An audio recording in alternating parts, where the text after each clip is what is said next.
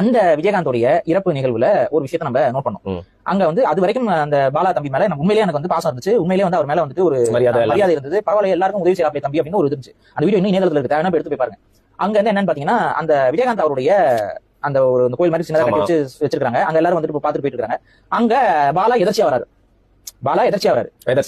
அப்படி எதர்ச்சியா பாலா வரும்போது அங்க ஒரு அம்மா வந்து எதர்ச்சியா வந்துட்டு எதர்ச்சியா வந்து அந்த ஒரு அம்மாவுக்கு எதர்ச்சியா ஒரு பிரச்சனை ஏற்பட்டு எதர்ச்சியா ஒரு உதவியை கேட்க வேண்டிய சூழல் வருது. அந்த நேரத்துல எதர்ச்சியா அந்த அம்மாக்கு முன்னாடி ஒரு கேமரா இருக்குது, அந்த அம்மாக்கு பின்னாடி ஒரு கேமரா இருக்குது.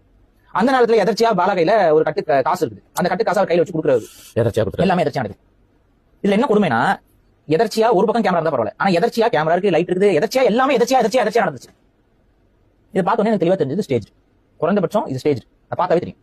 அந்த பெண்மணி அவங்க வர சொல்றதும் அவங்களுக்கு உண்மையாவே உதவி இருந்திருக்கலாம், அவங்களுக்கு தேவை இருந்திருக்கலாம், அவங்க அந்த தேவையை கேட்கலாம். அந்த தேவையை பாலா கிட்ட கேட்கும்போது பாலா என்ன அவர் நல்ல மனிதனாக இருக்கும் பட்சத்தில் அப்படிங்களா இந்தாங்க அப்படின்னு சொல்லி கொடுக்கணும்.